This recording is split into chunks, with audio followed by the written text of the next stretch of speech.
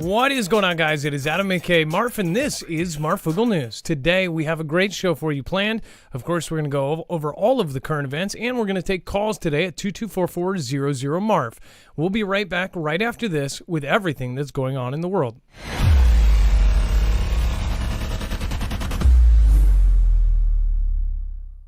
Nothing in the show should be considered legal, medical, or financial advice. The views of the callers can differ considerably and do not necessarily reflect my opinion, Dex's opinion, or anyone else who works with the show. You should always do your own research and consult with professionals. The internet is full of fake news, so please take everything with a grain of salt. If you have not already, it helps us out if you end up going through any of our affiliates, and it helps you out if you end up protecting yourself against cybercrime. NordVPN is one of the best and one of the easiest to use. If you do not have a virtual private network, it protects your IP address, which is your online identity, which actually connects to your real address and everything else. It also connects to you. If you know anything about how they are data logging and basically getting your profiles down, you can prevent that by having a VPN. Nord is, again, one of the easiest. Download it. It's like an on switch and off switch. All you have to do. Go to marfooglenews.com/VPN. Not only will you get a giant discount on this, but you will also be helping us. I appreciate your support, and I appreciate everyone that goes through any of our affiliates. Can't say thank you enough.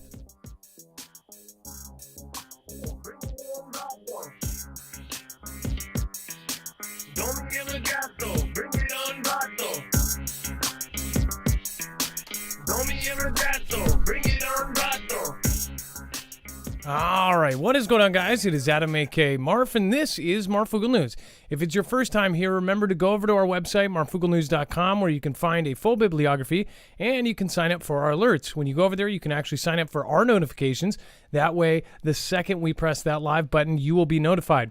Also, you will find a full bibliography there of all of our sources. That includes every single article, tweet, video, picture, document that we're going to show you here today will all be on our website. That way, you know exactly where it's coming from. Just look for today's thumbnail, Watch Japan, Flashpoint, and then once you click on that, it will bring you to this page. This page not only has every single article, tweet, video, picture, document that we're going to show you, it also has extra stuff. So today is a call-in show, so under the overflow and web content, there will actually be at the very bottom all of the caller info. So if a YouTuber calls in, we'll have their channel there. If somebody calls in with a home video of some sort of sighting, we will put it there. So remember, that is also there. And if you do want to call in and you do have a crazy video, if you've caught a meteor this week, if you've caught some crazy plane flying low over you or something like that, you can go to marfooglenews.com/playmyvideo right now, submit it, and then give us a call. We'll show it here on air. Let's bring in my co-host / internet brother, Dex James. What is going on and how are you doing today? Oh, hello, Adam, and hello, Foogle fam. I am doing just fine. So we have a lot to go over in a short amount of time, so we're going to get right into it. I want to thank Western Body, by the way. Thanks, plenty here. Can I ship it across border? What kind do you need? I actually think Western Body was replying to a question, and I don't know what the question was. Also, Anna Goldsby, Leanne is me. Thank you guys for your super thanks on that last show. Spiking food prices, fertilizer shortages put multinational businesses at risk. Essentially what is happening, it says rising global food prices exacerbated by grain and fertilizer shortages produced by the conflict in Ukraine, quote unquote, air quotes, are not only hurting households but posing risks to multinational businesses, the Wall Street Journal reported on Thursday. It says one threat, according to the journal, is that the surging food prices will spark political unrest. Food insecurity is one of the company's main topics and one of the things that you really have to look out for. There's no getting away from it. That was Sir John Todorovic, who oversees analysis of terrorism and related threats to Allianz Global Corporate and Specialty, part of German financial service company Allianz. It says, told the journal, this is absolutely a global problem. Unlike other shortages, food shortages quickly test a population's willingness to abide by laws. Now, I also want to point out, there has been a video that Survival Lily did from Austria.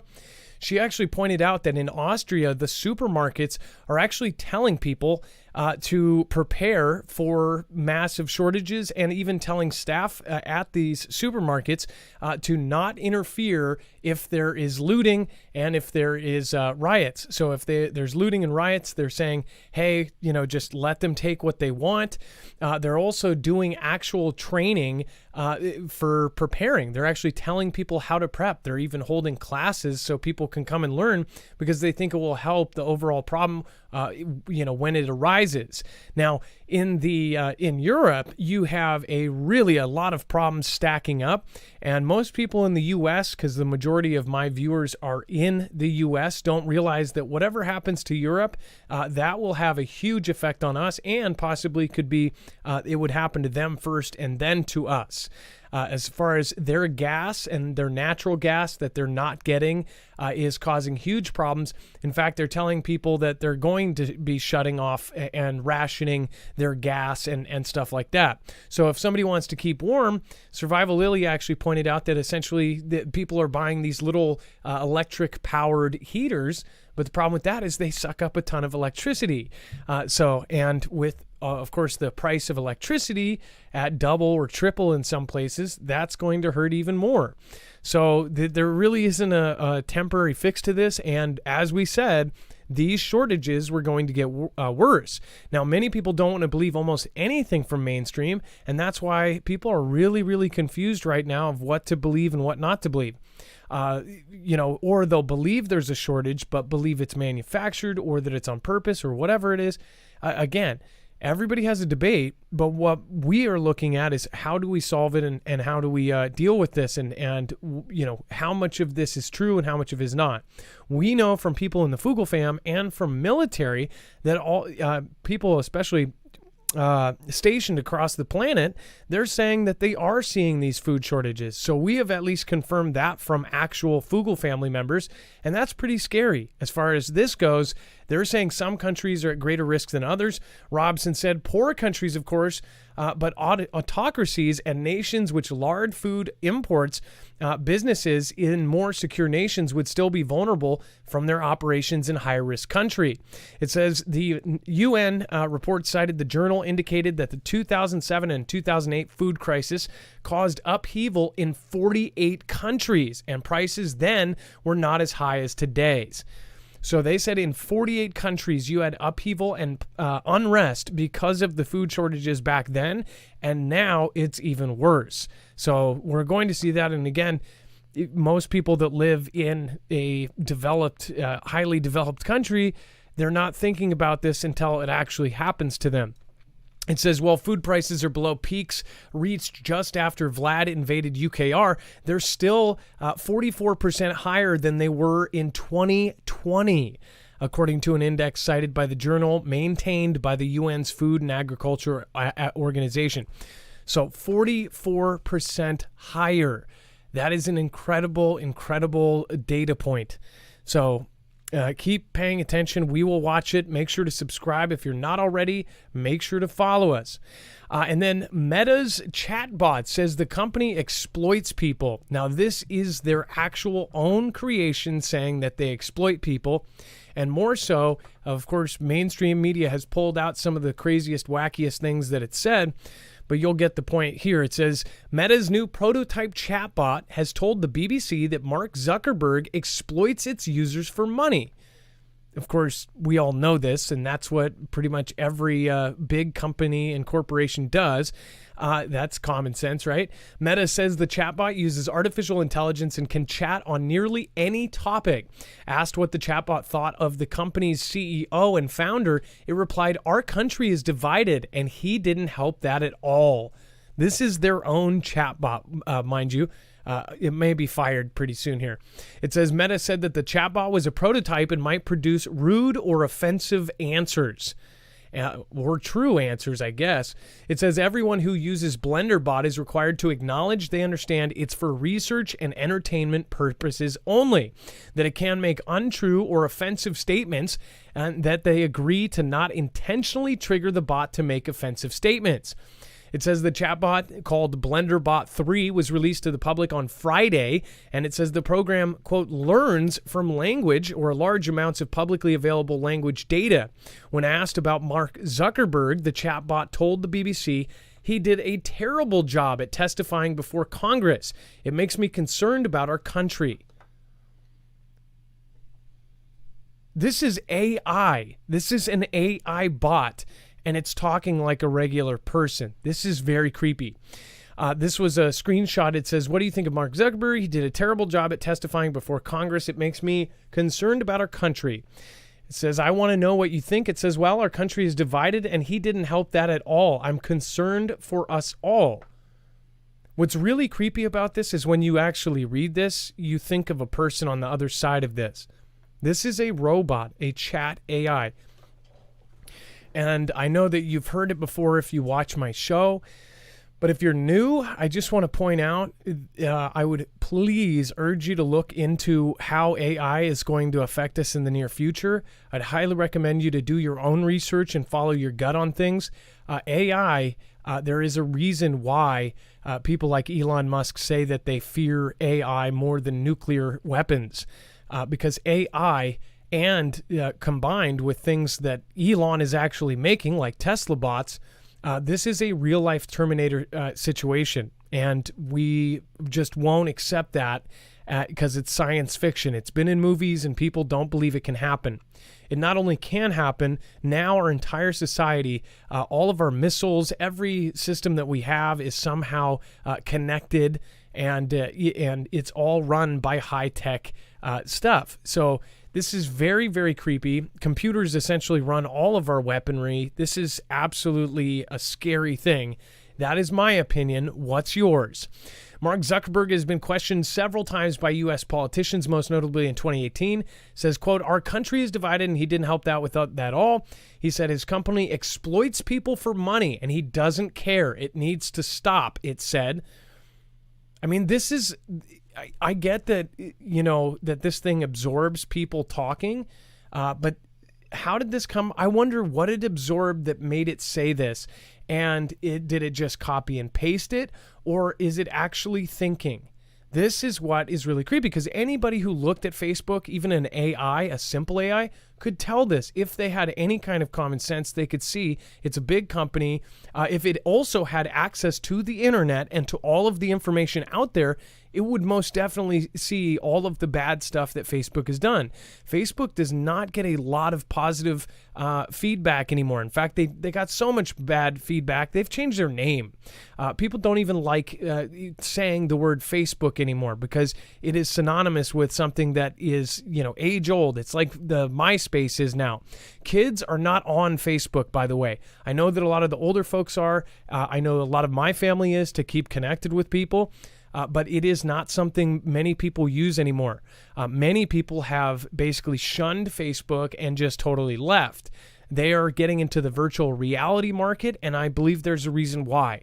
I do believe that they see something in the future that we don't, or at least see or know what they are about to do with all of this. It says Meta has been criticized for not doing enough to prevent disinformation and hate speech being spread on its platforms. Okay. I love how they put that, and I love how all of these medias never put the other things they did, like paying money during the time right before we chose who, you know, was the leader of the country.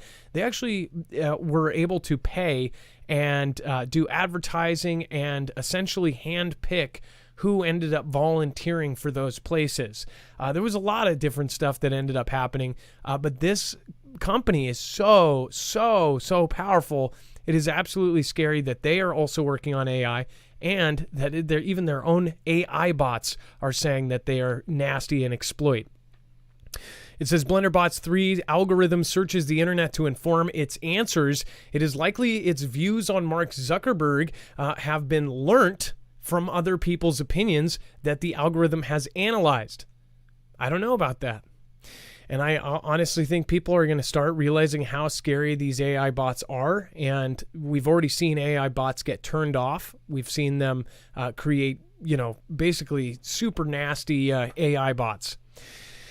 What do you think? Let me know in the comments below, or give me a call at 2244-00-MARF. That number is actually going to be scrolling down below me. If you are watching live, remember you have to press option 4 once you get to our phone tree. Once you press that, you will get over to Dex James. Make sure to press option 4. I do want to go over to chat, and thank you, DLive, everybody that has popped in. Vicky K, Deb Poole, I love that name, I always have. Let's see here. Love to Adam, Dex, and Mods, and all the Foogle fam. Vicky K, thank you for gifting a badge out to Everdazed.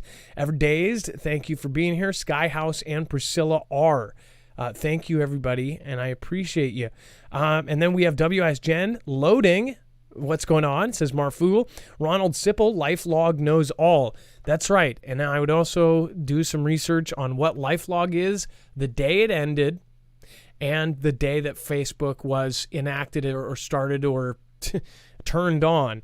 Jalisa Hernandez, Rusty Rumbles. We've got Charlie Abercrombie. We have Truth Iris. Thank you for being here. I believe you've made every show this week. Thank you. Lindy Lou, B. Borrowed, Rudvan,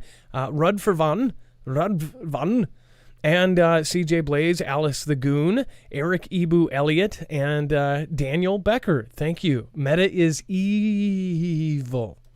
Actually, I think I needed to add Meta is evil.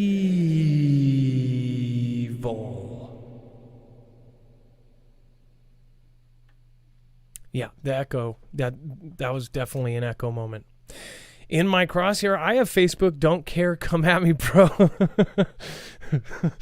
That's actually really funny. Like you're standing up for it. Actually, so I get it. I know a lot of people that are still on it. I don't hate anybody that's on it. I'm just telling you, once you saw that congressional hearing where they said that not only was Facebook tracking what you were doing on Facebook, they were tracking every single thing outside of it. Now, we all say, oh, well, I already knew that. But I'm talking keystrokes, everything. Basically the same thing TikTok does. But it was also tracking people that were not on Facebook. This is what the congressional hearing and the leak that came out that the Congress talked about is that they were actually, say it was a man had a Facebook and his wife didn't, and his wife is totally adamant and against it. If they were in the same household, they were able to use their internet and basically track the wife's activities, even though she was never on Facebook. Tell me that's not freaky and scary. I don't care, want to get sick, Charlie, red-pilled. Hey there, Foogle fam. Let's see here. In my crosshair says, oh, I just don't care if they track me. That's all I'm saying. If SHTF, I'm out regardless. Well, that's another thing. Most people say, I don't care if they watch me. I hear the comment all the time like, oh, I'm a little old lady. I don't care if they want to see me naked, that's fine. Or I don't care if they listen to me. I'm not doing anything wrong.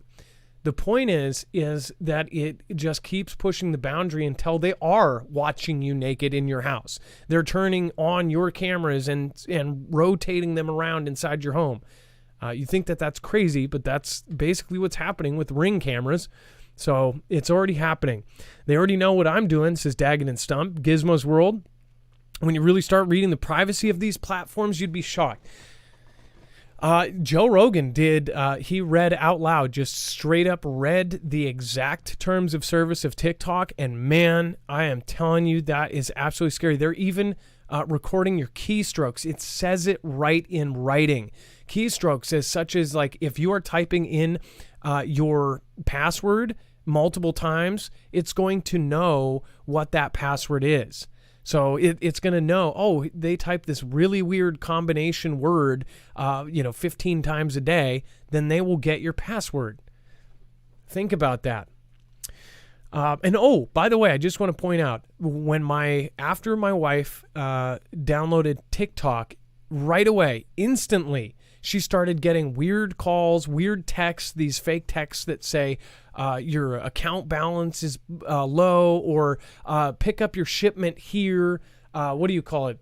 There's ones, they always look like they're fake, like, oh, your online account has been turned off temporarily due to security concerns, but like it online will have a 0 for the O. Like just every one of them has like a spelling error that makes it totally obvious, or it'll be a weird link those are being texted and phoned, and it was the day she downloaded TikTok. So I don't trust it. That's why I use a virtual computer to view TikTok. All right, and then scientists use tiny trackers plane to follow moths. This is what's really crazy about this. The story here is not that crazy. What is crazy is the size of these trackers. Now think about how this could be used. It says trillions of insects migrate across the globe each year, yet little is known about their journeys. So to look for clues, scientists in Germany took to the skies, placing tiny trackers on the backs of giant moths and following them by plane. To the researchers' surprise, the moths seemed to have a strong sense of where they were going. Even when the winds changed, the insects stayed on a straight course. The scientists reported in a study published Thursday, it says that their flight paths suggest these death heads hawk moths have some complex navigation skills. The author said, challenging earlier ideas that insects are just wanderers. So it is cool to find out that possibly these moths that flutter around your light hit them and fall down and hit them again and fall down. They're actually geniuses. In fact, they followed them long enough, they realized that they were actually inventing a SpaceX competitor. It was amazing. It was absolutely unbelievable, which it shouldn't be believed. That was a joke.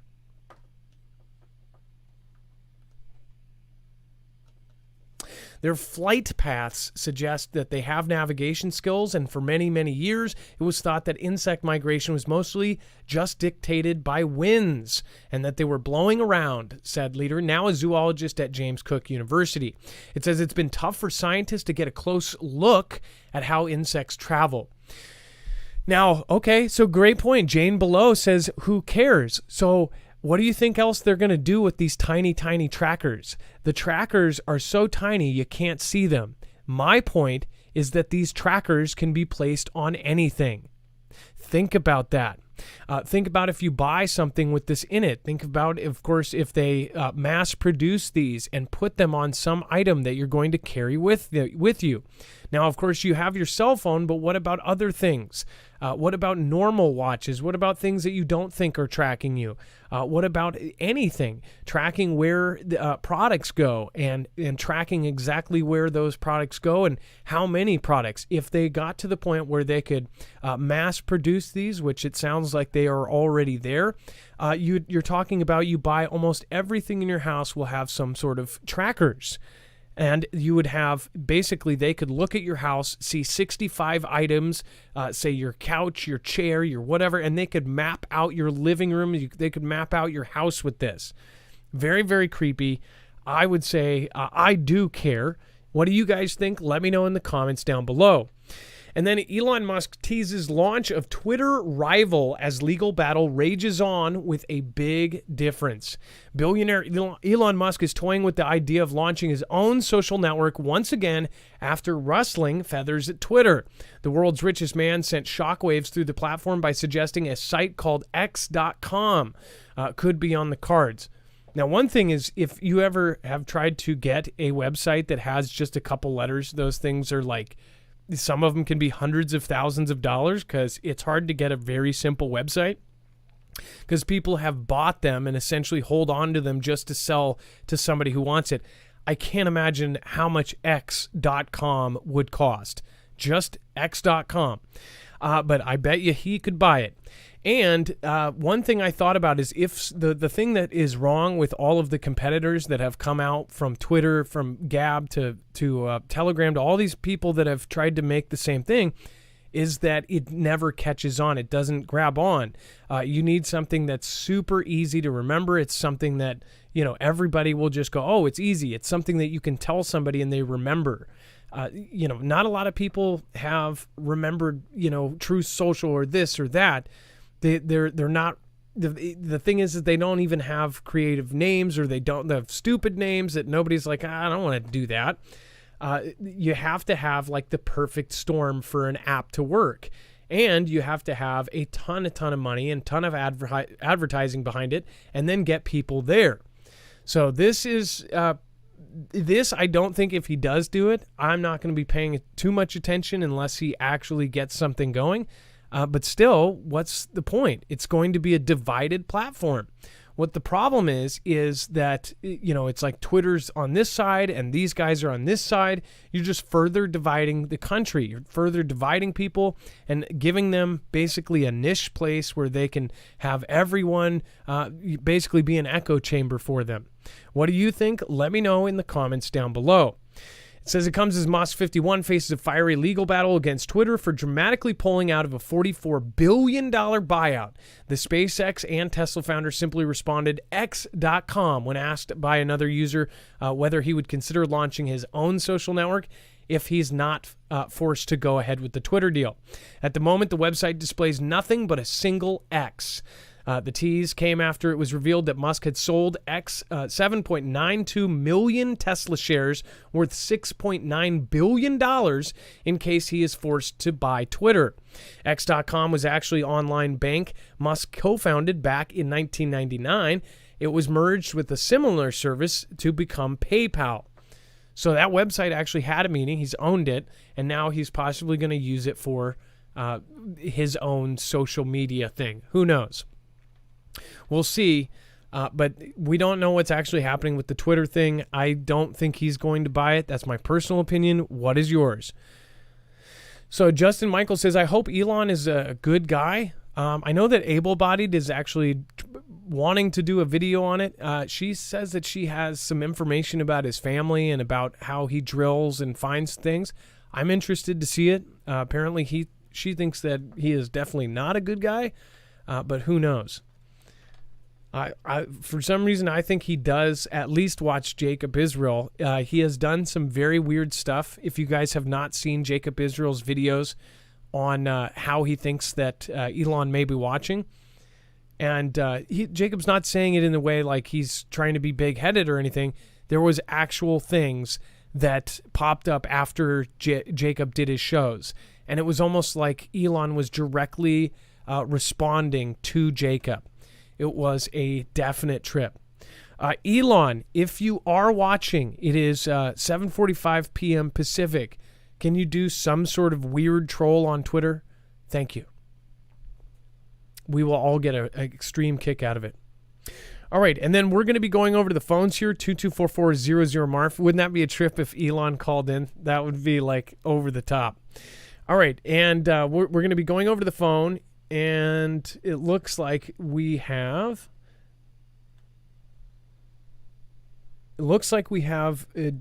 Jen, I believe, a strange encounter with unmarked silent helicopters. And Jen is a first-time caller. Dex, will you get Jen on? I do want to remind everyone, if you haven't already, make sure to go over and check out EMP Shield. If you want to protect yourself against all three phases of an EMP and, of course, a CME, then you can go over to marfooglenews.com/EMP. This can actually protect your devices. Once wired in, it can ground the signal in less than 500 trillionths of a second before a CME or an EMP can fry your device. This is, again, an American-made, veteran-owned business, and, of course, it is $50 off with our code, and that is stackable. On top of being stackable on top of any sale they're doing, that is per device. So if you get 2 devices, it's $100 off. If it's 3, you get $150 off. They make them for cars, which is the most popular model, can put it in about 10 minutes. They make it for your home, so you can wire it in permanently to your wiring. They make it for your motorcycles, your boats, your RVs, pretty much anything that rolls, anything that you want to keep going, including ham radios and other small devices you basically want to protect from these. So go over to marfooglenews.com/EMP. This is the same company that was not only mentioned in the EMP Resilience Report in 2018, they also worked with agencies like DHS, DOD, and of course the DEMSO team helping protect the Texas grid. So make sure to go check them out at marfooglenews.com/EMP. When you do any of the affiliates today, you are helping support us. At the same time, you're getting an awesome product and you are getting a big discount in almost all cases. All right, let's get Jen on the phone. It looks like we are going to be popping Jen in. And Jen, you are live on Marfoogle News. Hello, Adam. How are you doing? I'm doing okay. Hello, Foogle fam. So glad to be here with everybody. So you had a weird experience with helicopters, is that right? I did. I live just outside of Amish country, about 10-minute drive, and I'm to one of 7 Amish farm markets. And I was doing a typical country drive down to the Amish farm market, and I'm back on a very back road on a dirt driveway with another dirt driveway and a secondary blacktop road in front of me. As I come around the corner, and it's an open field with horses in it and other animals, all of a sudden this black helicopter comes up over the tree line, which maybe 100 feet or so, I don't know, maybe a couple hundred feet up over the tree line and down in front of my car. I did not hear this helicopter, and all of the windows were down. This was a hot summer day, approximately a month ago that this happened. And this was a very small helicopter, 2-seater, all black, no markings. There weren't even any numbers on the back of it, like they're supposed to be, I guess. And it flew down in front of me, up over the tree line, and disappeared. I'm hoping maybe somebody in the Foogle fam can help me out, and a lot of military people here, and can give me some insight of what this helicopter might have been. Now, I have heard that the color of the helicopter does matter. Certain agencies, I think DHS does, like white. I don't, and people can pop into chat. If you know for a fact different things, you can put that in chat. But if it's all black and there's no numbers, no markings whatsoever, most people would say, oh, it's a private helicopter. Well, they do have rules. They can't fly like that. So you're saying it basically came over super, super low, then swooped down in front of you, and then took off again? Is that right? And it was silent. You said it was quiet? Correct. Yes, I could feel the wind from the blades, but I could not hear it. Okay. There was no sound involved. Okay, so that actually is a really good identifier. Does anybody know of a tiny black helicopter like this that would be able to be that quiet? I mean, pretty much even small helicopters make a lot of noise, or at least that's what I thought. I know that police helicopters have 2 different modes. They can actually make their helicopters sound louder because it stirs up the criminals. They can go in stealth to go in, and then they can turn it on chopper mode. I don't know how they do that, but it makes it louder, and it confuses criminals so they make stupid decisions, because it's scary. When a helicopter's above you, it's freaky. Now, let's go over to the chat. Let's see if anybody has... Now, can you look at your screen, Jen, and see if it looked anything like what I have on screen? I would say it did not look... It looked more metallic. It didn't look like it had that much glass. Oh, okay. I wonder. Yes. Let me Comanche? go. A what? A Comanche, I thought, was one that was half the sound of a traditional helicopter. You'd have to search that one. Comanche. Yeah, but she was saying it's also really small. Are Comanches small? I just wonder. Yeah, I don't know. Huh. I thought Comanches were at least a 4-seater helicopter. This was definitely a 2-seater only. Silent helicopter. And this is absolutely nowhere near any kind of a helicopter airport. There is no airport anywhere. That's probably the freakiest part, is that this just appeared up over the tree line, and there's no kind of airport anywhere.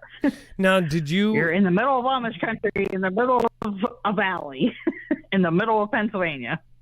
Did you go to look on flight radar, or did you get a chance?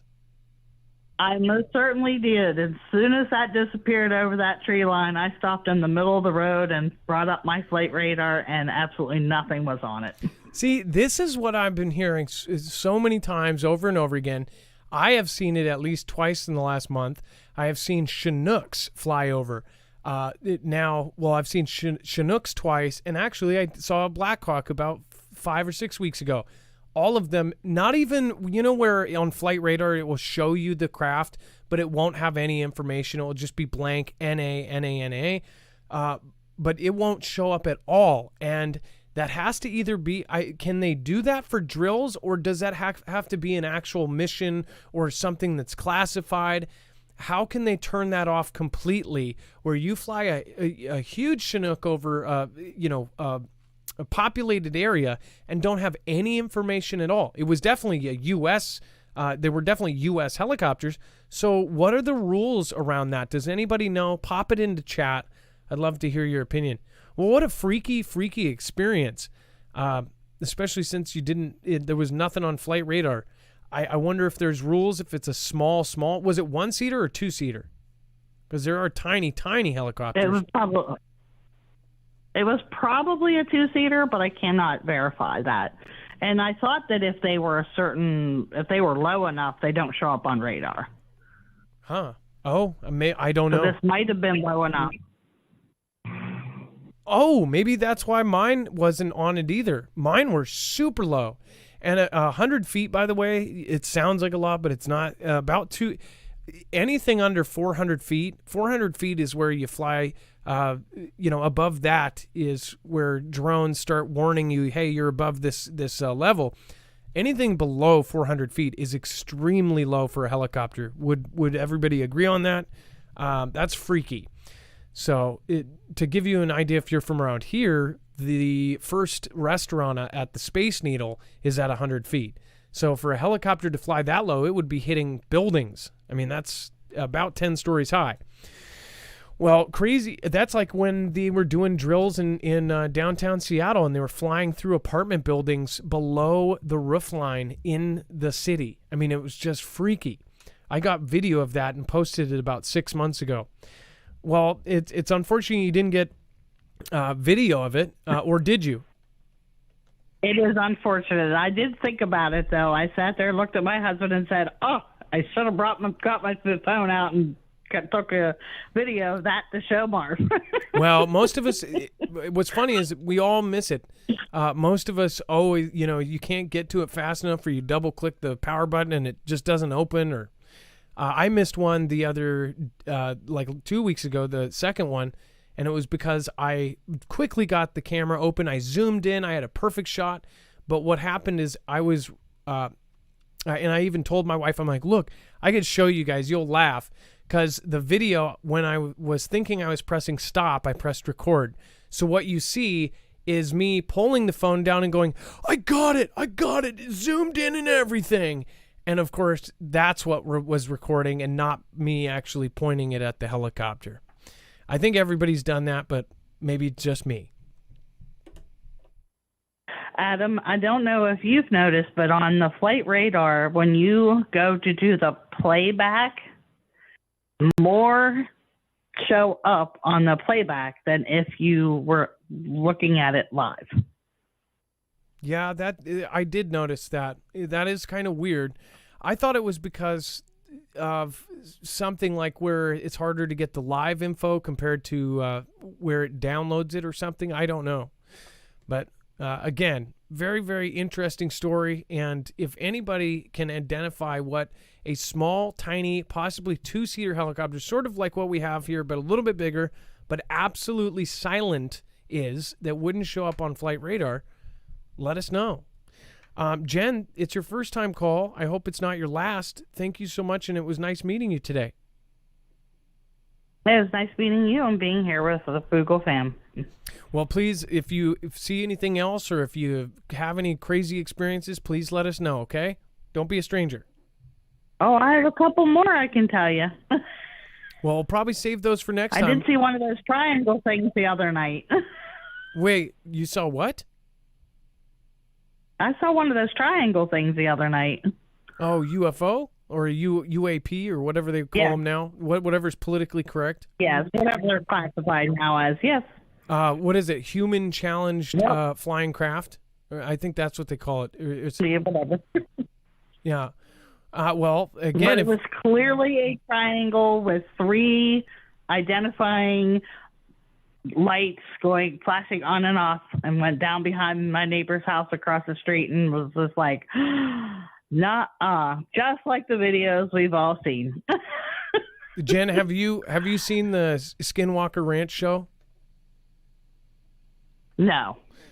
They go I can't even explain it. Just look at any of the trailers, but essentially it's a property that was owned by somehow the government, and they were doing research there, and they think it's like a portal for UFOs, but they did a bunch of classified research there. All sorts of weird things happen: radiation, UFOs, cattle being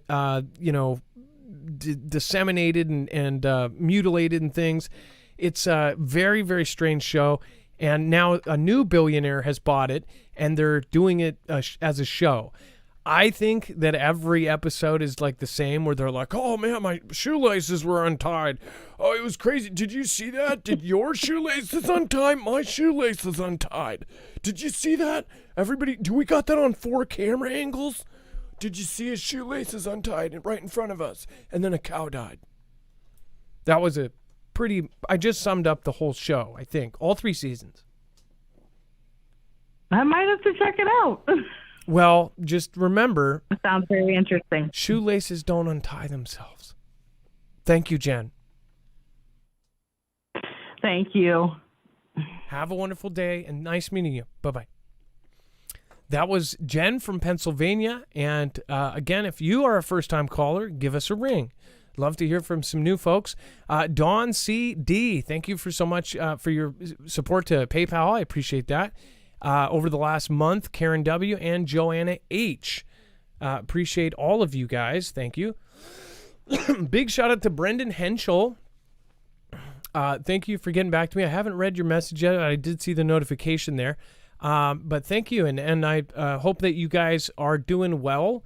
I reached out to a bunch of people over the last couple days just to say hi and short fuse. I appreciate you, and thank you so much for being around, and thank you for just all the love that you have shared with me over the years, and I appreciate you, and thank you. Madco, Franco LLC, Leah, and Dawn B, and Deborah E. Thank you guys. I appreciate you. All right. Moving back on into the news.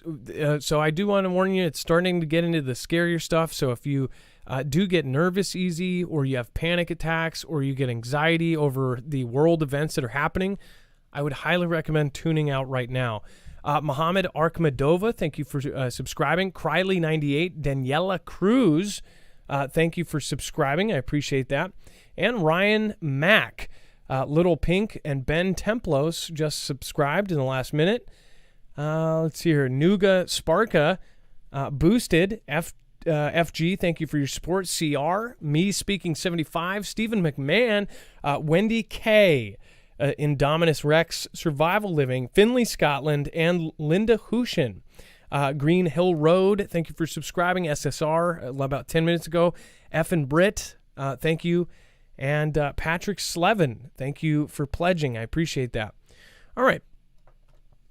Silent spread of polio in New York drives the cat, dog, and cat to consider additional V's for some people.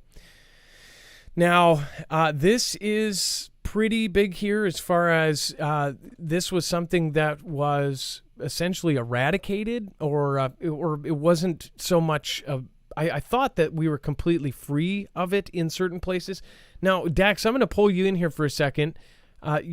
Now, I don't know if I was actually had any kind of JAB in the arm to prevent this, but I know that the generation before did. Is that right? Did you ever get one that actually prevented this, or to help with this? Nope, and it looks like I didn't let you in there. Dex, did you ever get a SHOT in the arm for polio? No, I don't think I ever did. I'm trying to recall. I remember getting some stuff as a child, the typical things back in the 70s, and I don't even think I got anything in the 80s. Anything I could remember back past the 80s was like a tetanus shot. That was it. Now, smallpox was eradicated, but did they said that they eradicated polio as well, right? Or is that not true? Yeah, I don't know if they've continued to give that out, but back in the day. But yeah, I do believe it was something that they quit worrying about because it's not been around. Well, one thing I want to point out is something we covered, and everybody focuses on the present day and the present moment news. Everybody is in the current cycle, and then they don't archive the back stuff. I think it is extremely important to really keep track of what has happened in the previous years. There was the documentation about the event that happened at the Vladian lab. There was 2 locations that had some of the deadliest things in the world inside the labs, including smallpox, including the polio, including all of these different V's that we talk about and the ones that we don't know about. There were anthrax and others were housed in 2 places that the W and the H and the O essentially said that these 2 places can have it. One was in Atlanta, Georgia, where mysteriously they lost Timothy Cunningham. He just, ended up disappearing right before all this went down. And then the other, right around the same period, had an explosion. And the side of the wall was blown out, and they said that it was like a beaker caught fire or something and went poof. Well, that lab actually contained almost everything, a version of everything we have been seeing just out of nowhere. So I'm just wondering, and I'm just asking a question, is anything related? Because that happened, and then all of a sudden we had the CV, we had this, we had that, we have the monkey, we have all of these things happening. I just wonder if that was something that wasn't what they told us it was. And I'll just show you real quick for those of you that are new. And I guarantee you nobody talked about this. And Adam, according to the information I'm looking at in the U.S., we actually eradicated that in 1979. In the world, it was 1999. Yeah. Wait. Say that one more time. The polio in U.S. was 1979. We've been free of it since 1979. And then in the world, the 3 main strains of it was eradicated in 1999. So globally, 1999. Okay, don't you think it's kind of weird that the small POX V was also eradicated in that 2-year time period, 1980 or 1981? Might have been at latest 1982 is when they declared it. Right? Yeah, 1980. And 1979 is also when Xi opened up to capitalism in his country, basically 1980. In those 2 years, a lot of weird things. We've covered 1979 to 1981. There was a lot of weird world events that are now tying into today. That's just a side note that I just think it's weird, like seeing 11:11 on the clock, right? Let's see here. But this is what I was talking about. That was an explosion and fire breakout at the Vladian lab, known for housing this and tons of other stuff. I mean, they really, really have a bunch of incredible stuff in this lab. And somehow it just went poof, and the wall blew out. If you don't know about that, and by the way, 2 weeks before this, the U.S. mysteriously bought a bunch of the small the preventions for it, the interventions for that V. 2 weeks before, 2 or 3 weeks before the explosion. And before that, and before CV, just a few months before that, that's when the main guy, the top guy that would respond to any kind of outbreak, he was not only military, but he was basically a specialist and a scientist in this field, ended up just turning up missing. If you don't know about that, look up Cunningham, Timothy. Freaky stuff. And of course, the official story, and of course the official story is correct, is that he went without shoes on, without his keys, without his dog, without his car, left his house unlocked, left everything at home, ran and jogged barefoot to take his own to unalive himself by jumping in a very shallow stream. That's right. That was the official narrative. And it was because of like 50 different things. He just wasn't happy. But also, 2 days before that, very odd, he told his neighbors, said, hey, does your wife have my phone number? Can you make sure she deletes it? Don't let anybody know you talk to me. Maybe like saving the neighbor. She ended up saying that on the local news. I don't think she was supposed to say that. And he was seen, another neighbor who was a Foogle fan member said that he looked paranoid at his mailbox, that he went out to his mailbox and he was looking around him. That was something that was exclusive from our channel. But yes, moving on. Pretty crazy stuff. Can the monkey spread via clothes or groceries? I can see it now. They're already making these, it flies 55 feet and it punches you in the face and then it gets you in the gonads. With monkey cases continuing to spread, many are wondering if, like the other Vs out there, it's possible to pick up the infection by touching contaminated objects or surfaces. The Center for in the U.S. has said you can catch the monkey by touching an object which has come into contact with an infected person. And we'll just call it the monkey now. So I understand that the agency is trying to spank the monkey, but they have not yet. However, experts have said risk of transmission through surfaces is very low. Jonathan Ball, professor of medical virology, told The Sun that the monkey needs close contact to spread. The scientist from Nottingham University said that the V usually spreads through direct contact with another person. And it says it can also spread through contact with objects that have been close to someone infected for a long time, such as clothing or bedding. Simply touching an object that has also been touched by someone infected, say a handrail or doorknob, is very, very low risk. It says, is the monkey airborne? A recent study published in The Lancet found that the V spreads mostly through lesions and spots caused by the monkey and not through water droplets made by someone who coughs or sneezes. This suggests that the V is not particularly airborne, unlike CV, which has spread from person to person when the virus coughs near someone or onto an object.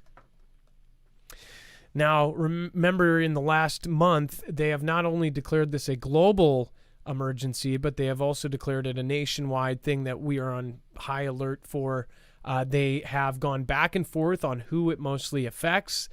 They say, at the same time, it's affecting the gay population, and they also say that it can affect anybody. They're basically, their two narratives are fighting each other.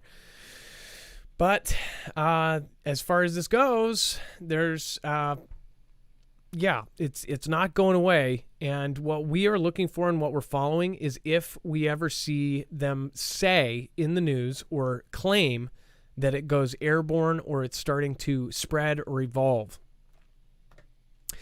And then Japan PM purges cabinet after support falls over church ties. So we've talked about Shinzo Abe and how he was taken out. And if you have followed our channel and know what kind of happened there, is they say that the guy who made a homemade shot bang bang basically took him out while he was at a speech. He was only feet away, took him out, and ended up taking his life. Well, apparently that guy was connected with this church, so there's a lot of weird connections of where this guy ended up coming from. It says, Kishida said it was important to gain people's trust and that the new cabinet included only those that agreed to strictly review their ties to the church and help the victims of the allegedly fraudulent religious business. It says, quote, we have to be careful about our relationship with an organization that has known social problems so that they won't raise suspicions among the public. It says a survey released Monday to the NHK public television showed support for Kishida's cabinet fell from 46% to 46% from 59%. Most of those respondents say that they think that politicians have not sufficiently explained their ties to the Unification Church. Kishida's plans to hold a state funeral for Abe has split public opinion because Abe's arch-conservative stance on national security and wartime history. It says the cabinet reshuffle was damage control to divert the public's attention from the Unification Church scandal. It says Abe was fatally taken while giving a campaign speech 2 days before the parliamentary election. Police and media reports say that the suspected targeted Abe over suspected ties to the Unification Church, which the man hated because his mother's massive financial donations to the church ruined his family. So basically, the guy said that his mom donated all of their money away, and he was pissed off about that. So he went and took out Abe. Something smells fishy here, okay? And I would love to hear your theories on this if you are following this closely. It says Abe, in his video message to the church affiliate, the Universal Peace Foundation, in September of 2021, praised its work towards peace on the Korean Peninsula and its focus on family values. Some experts say Abe's video appearance may have motived the suspect. It says the ties between the church and Japan's governing party go back to Abe's grandfather, Nobusuke Kishi, who served as prime minister and shared U.S. concerns over the spread of communism in Japan in the 1960s. So one thing that really, really bothers me, and they say that these people are chosen. How are so many prime ministers, presidents, and everybody else, how are they all the grandsons or the sons of presidents and prime ministers? Look at currently we have Trudeau. Currently that you had, previously we had Shinzo Abe, his grandfather. Almost every country does this, and they end up picking somebody from the same family. I mean, I don't get how some people at the very kind of surface of truth don't realize that these are all hand-picked people. They're all people in these really, really tight-knit groups that run the planet. That is my opinion. What's yours? The church, since the 1980s, has faced accusations of devious recruitment and brainwashing of its adherents into making huge donations. Critics say the church has contributed votes to lift borderline candidates to election victories, while allegedly pushing their opposition to equal rights for women and sexual minorities to be reflected for government policies. Now, I don't know if this is a Christian-type church. I don't know what kind of church this is. But one thing I've seen a lot of is almost across the planet, churches are getting taken down through scandals or supposed scandals or something else, and the media has painted almost all, this is totally separate from this, all Christian churches as horrible and this and that. Now, I know I have atheists and agnostics and all sorts of people here. I would say the majority are probably some sort of Christian or Catholic or whatever else. But I don't see how everybody doesn't see that now Christian seems like it's the only non-protected religion nowadays. And I don't understand that. They are actually saying that they're making things on TikTok and other platforms saying, one of the viral ones just recently said Christian supremacy. They're actually replacing white with Christian. I mean, like, what is going on in this world right now? And Adam, the Unification Church in Japan is a Christian church. I hope to see more. I think that anytime a prime minister like this gets taken out like this, I think there's something fishy. The whatever. And by the way, so Dex, this is the cabinet. So we don't exactly know. Did they resign or did they get taken out? We're talking about their government is switching out. Right. Yeah. And this is something, I guess, that would have been a process that happens later in the year, in which they, adjust the cabinet or adjust the government. And it happens, I don't know if it's every year, every couple of years, but the prime minister does that. But it was like the other headlines that were similar to this were reporting that the entire government resigned because, when I say that, keep in mind, it's not like you're fired. They usually say, hey, we're done with you. And so they say, okay, well, we'll resign. So, most people, when they let leave. Go, they're officially resigning, but they've been asked to leave. Right. Yeah, they leave on their own. They give them two options, like, hey, you can take a minimum wage job or you can resign. I'll just leave. Thanks. So yeah.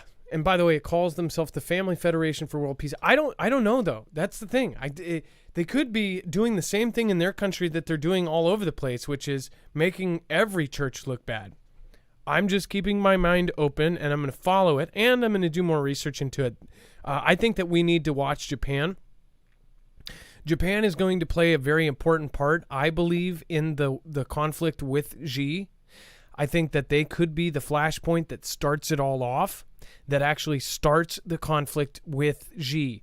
It could be something that happens to Japan first. I have a prediction that Japan is somehow going to get injured. A ship is going to be hit. Some issue with Japan is going to spark it. Now, that's just my personal vision of how this would crack off. It could crack off anyway, but again, I think that this is my vision of what may happen. On top of that, though, I would say watch what Japan is doing, because they do play a very important part in the world, and something fishy is going on here. Not only there, but here. Remember, our government members are having people attempt at their lives. So there's some major players in the field, and people are disappearing and having heart attacks and falling off roofs and all sorts of great stuff.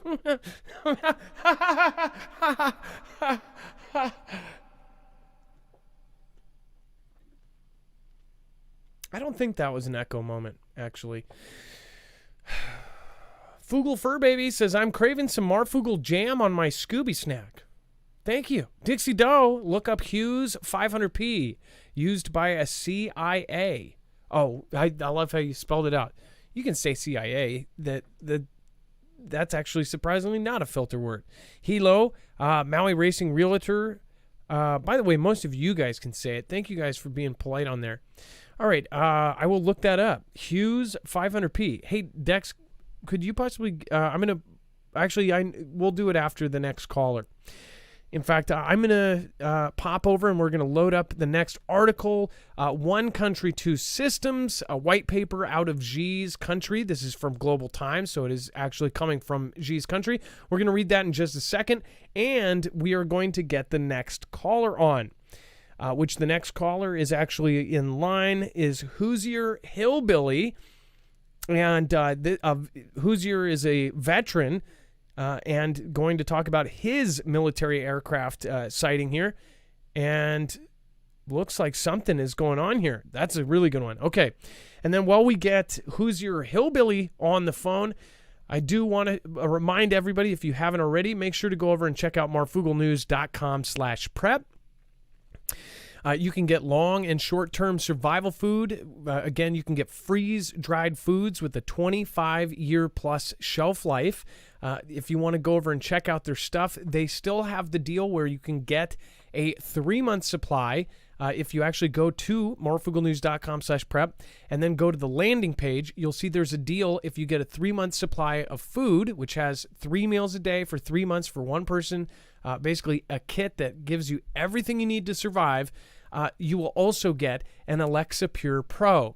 It is a professional water filtration system, a gravity-fed filtration system, and that is going to be thrown in for free if you go with that deal. There's also a deal for $150 off on the 3-month supply. There's a $50 off on the 1-month supply. And this is basically a kit that gets you a packed deal that you can either bury, put in your basement, put in your trunk, that you can take with you. It's got you set. And again, it makes it very easy to decide how long you have. If you want to prep for 6 months, you get 2 3-month kits and you're done. And they also have iodine tablets, power banks. They have survival books. They have all sorts of great stuff. So make sure to go check it out. Every purchase that you go and make over there, then they end up giving us a commission and, in most cases, you a discount. That way you're helping us, you're getting something of extreme value for yourself, and you are preparing yourself. So that's, again, marfuglenews.com/prep. Let's get Hoosier Hillbilly on the line. Who's your hillbilly? Are you there? Yes, I'm here. Are you there, Adam? Hey, and thank you for your service, Hoosier. Again, we've talked before. Now, you saw a huge... Yeah, we did. Two different times, man, I got a hold of you. Well, it's nice to talk to you. And your name is meant to say... You're meant to say it like, who's your hillbilly, right? Yeah, Hoosier. I'm a Hoosier. I'm from Indiana. I'm a Hoosier, okay? Okay, got it. I thought it was a play on words. Go ahead, though. Oh, well, anyway, Marv, hey, you know, I hate hearing about, you know, the Similac shortage and everything else, you know. You know, my heart goes out to you and everybody else that's going through that. But anyway, what I was going to talk about was the aircraft. Okay, now it'd been a while since I talked to you guys, and I tried to, you know, I listen to you guys' online through the day, because a lot of times, you know, I can't hear you guys at night. But you guys are on, you know, I listen to you guys. I listen to Jacob Israel and Alaska Prepper and all them guys. But I'm just glad that I was able to get a hold of you. But this aircraft, now, back, you know, whenever, I mean, it had been a while since we talked, but back whenever they were bringing people in from over there, you know, whenever we were in like a cluster F, they brought people over in Indiana. And at a place where it used to be active, but it's not so active. And they had, you know, they had plenty of room for all these people that were coming over, okay? Now, you're talking, are you talking about immigrants from other countries or... Yeah. I'm talking about, you know, whenever we had that, boy, that was a bad thing. You know, I mean, people falling Afghanistan. off of aircraft and everything else. You know what I'm talking about? Okay, yes, now we do. So Afghanistan. anyway, yeah, I got to watch my words, okay? And I understand that, Marv. But the thing of it is they started letting people come loose in Indiana from there, where they were holding them. But there were some bad people along with all that, you know, and they were taking license plates off of cars and stuff and making shanks out of them. And, but you don't hear much about it anymore. Okay, so you got a lot of loose criminals in the States. I mean, you do. I mean, I don't know, but that's just what I hear, okay? I can't say, well, you got loose criminals. I'm just saying, you know what? We might, you know, from what I heard on the news. And this was after I talked to you last time, okay? And then I seen some, about that time,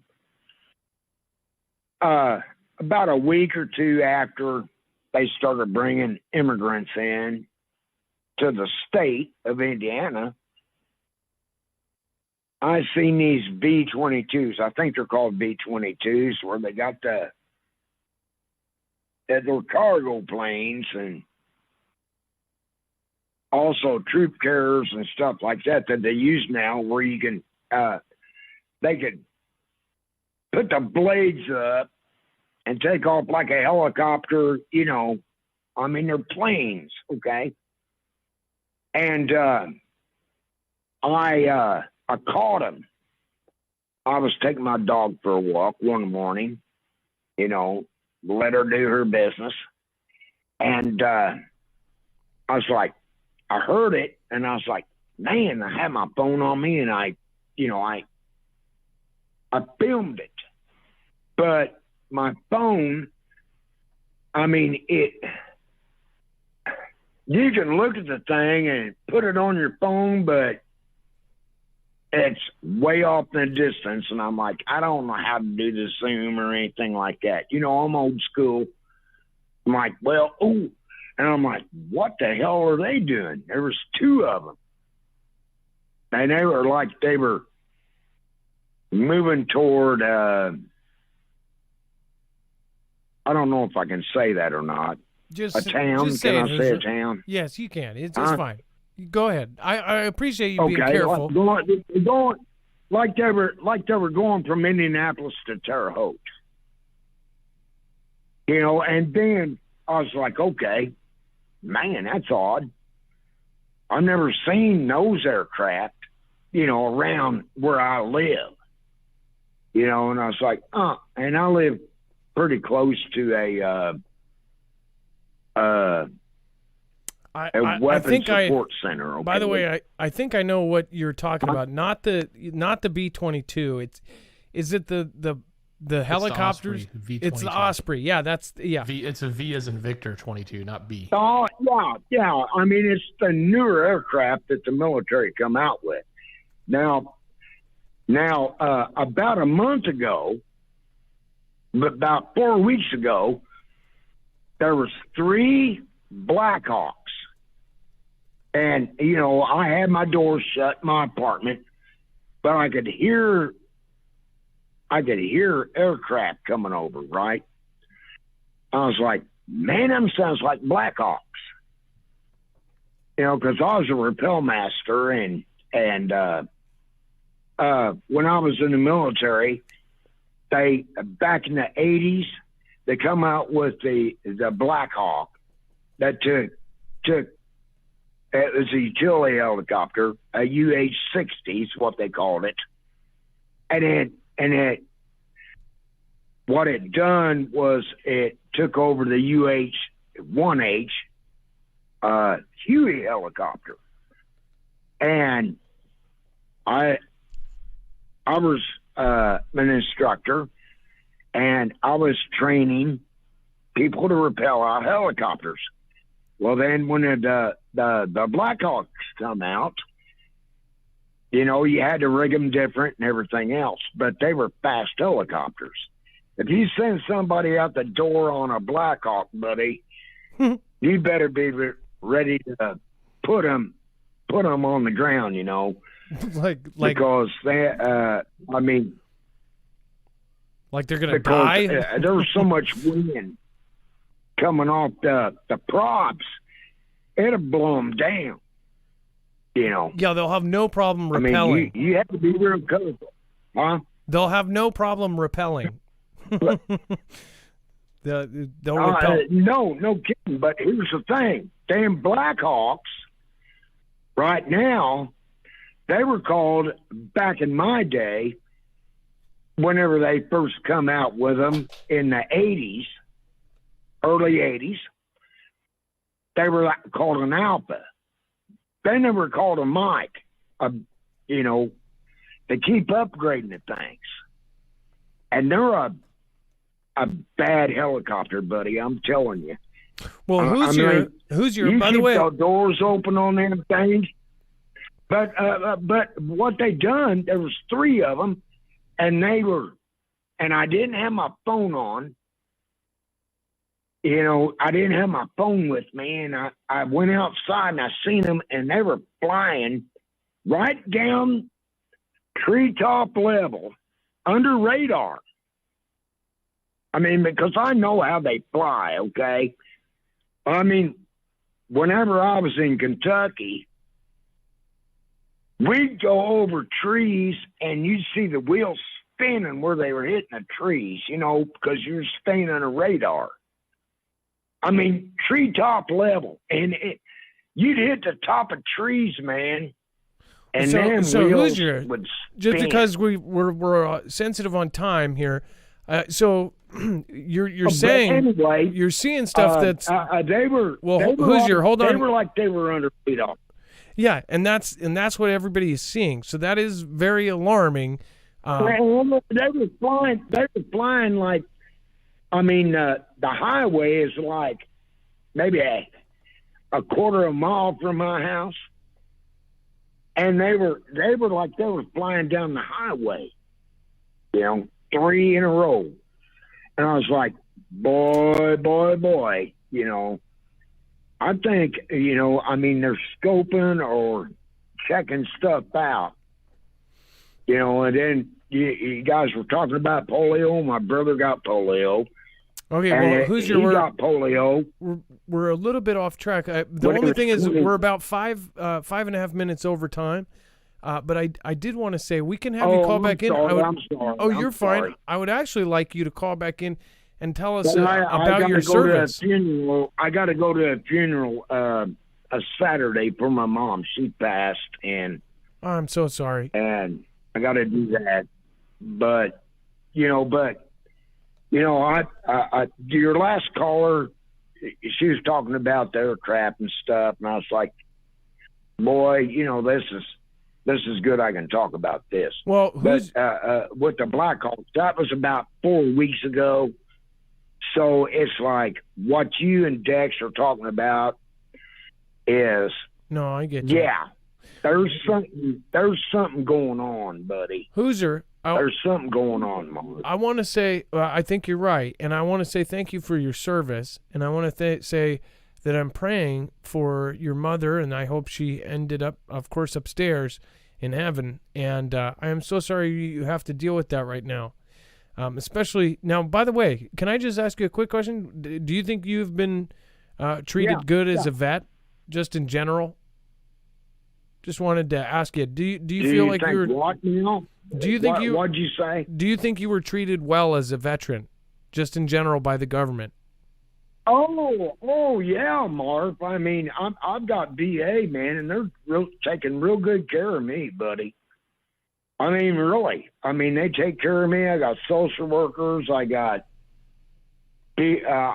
doctors, and I've got psychiatric doctors that help me with my depression, anxiety, and stuff like that. I have nothing bad to say about VA. Okay, well, now, that is good to hear. I'm glad that they're doing something now for the guys that were, in the last 20 years, and the burn pits and all that. But, I mean, the government's going to take care of the soldiers. That's one thing I can say about the government that I love, is they're going to take care of the soldiers. Now, if they're not taking care of the military, you know what? Well, so that's a bad thing. Hoosier, I don't mean to cut you off, but we're way over time. I would love for you to call back in and talk about your service. We have to cut this short, but I do want to say thank you for your call today. And I also want to say, of course, not everybody agrees with that. So you are actually lucky. I'm hoping that maybe it's because your state is doing a really good job with the vets, but that's not something we always hear. In fact, most vets I've talked to say that they're not taken care of. But Hoosier, we do got to move on because we have another caller right behind you. But I do want to thank you. And okay, all right. Well, hey, thank you, Marv, and Dex, and the Mar.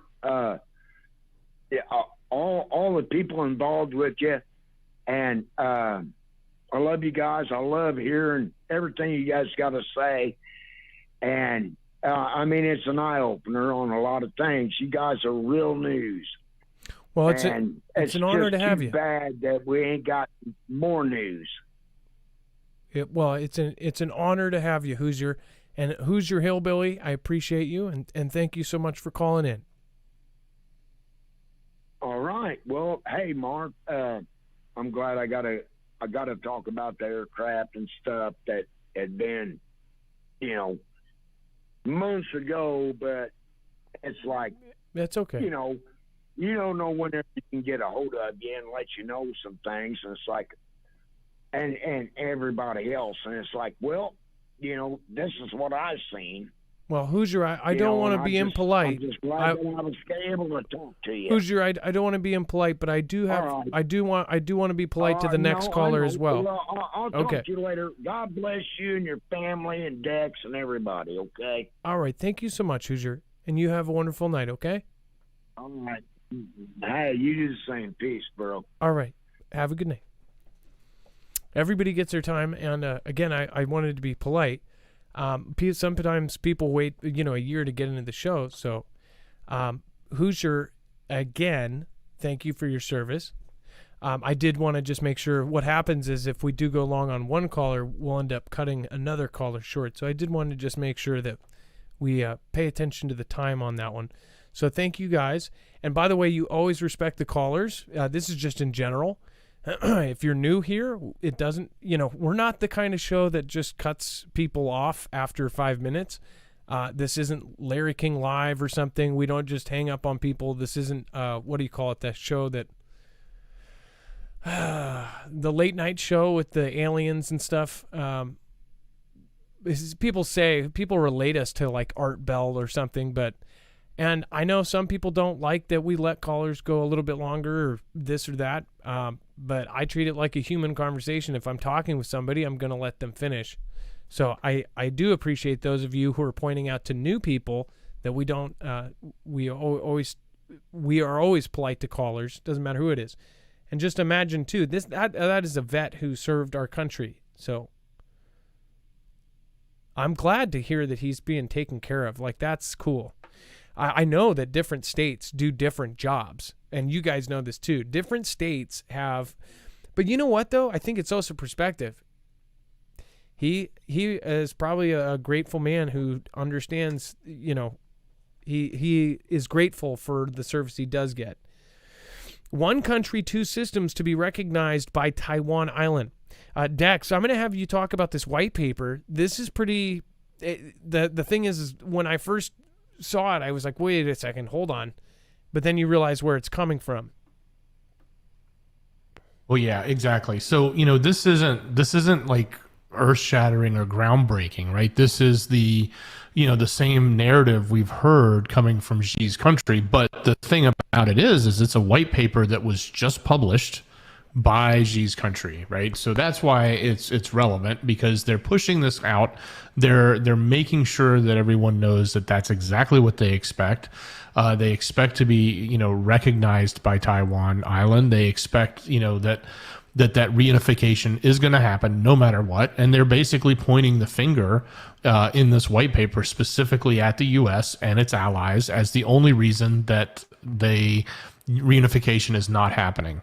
And so, it's just the point that they're making this point and making it in such a strong way is sort of, again, more to the bigger picture of what they're trying to do. So then anybody that thinks that Xi is not going to take Taiwan, well, there's more than enough evidence to say it absolutely is going to happen at some point.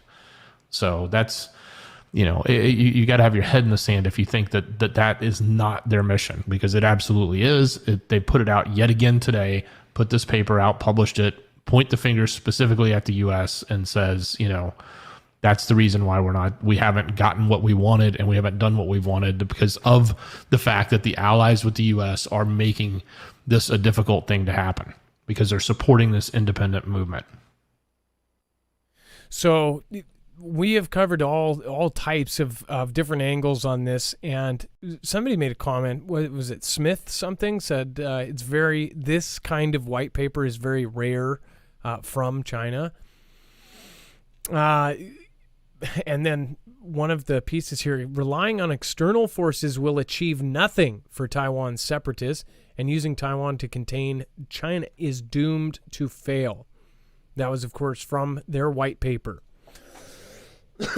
It says that their newly published white paper titled The Taiwan Question and Reunification in the New Era has drawn attention not only from two sides of Taiwan Straits, but also from an international community, as it has outlined their plan for post-reunification governance over the island and shown Xi's confidence in promoting and implementing one country, two systems in the island after reunification. So they're already planning. I mean, they're already writing it out, what they're doing after they take it.